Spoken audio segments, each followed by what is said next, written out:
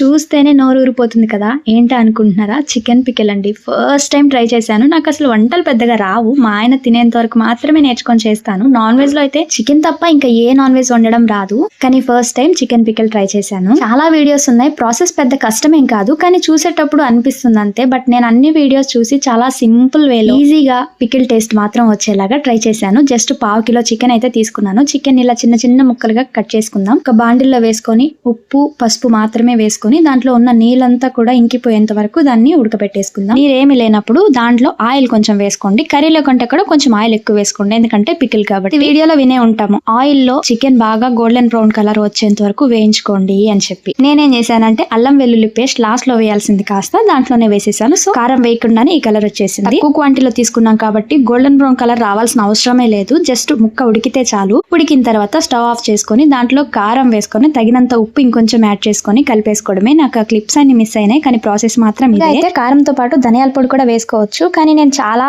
Simple గా try చేశాను. Video కూడా తీద్దామని ఫిక్స్ అయ్యాను కాబట్టి జస్ట్ కారం మాత్రమే వేసేసాను. చిన్న బౌల్ లేక్ తీసేసుకొని దానిపైన కొంచెం నిమ్మరసం వేసుకొని అలా మిక్స్ చేసుకొని పక్కన పెట్టేసుకున్నామంటే మన చికెన్ పికిల్ రెడీ అయిపోయింది. వేడి వేడి అన్నంలో సర్వ్ చేసుకుని తినొచ్చు, లేదా ఒక 2 days పక్కన పెట్టేసి వేసుకొని తిన్నా కూడా చాలా బాగుంది టేస్ట్. నేను యాక్చువల్ గా వీడియో తీసేటప్పుడు తీస్తున్నాను కదా, కొలతలు మిస్ అవుతాయి, టేస్ట్ మారిపోతుందేమో అని చెప్పి భయపడ్డాను, కానీ నిజంగా టేస్ట్ ఉందండి. నేనేనా చేసింది అనిపించింది. పర్ఫెక్ట్ చికెన్ ప్రాసెస్ అయితే ఇది కాదు, నెక్స్ట్ టైం ట్రై చేద్దాం. అన్ని వీడియోస్ చూసి సింపుల్ గా నేను చూస్ చేసుకొని చేశాను.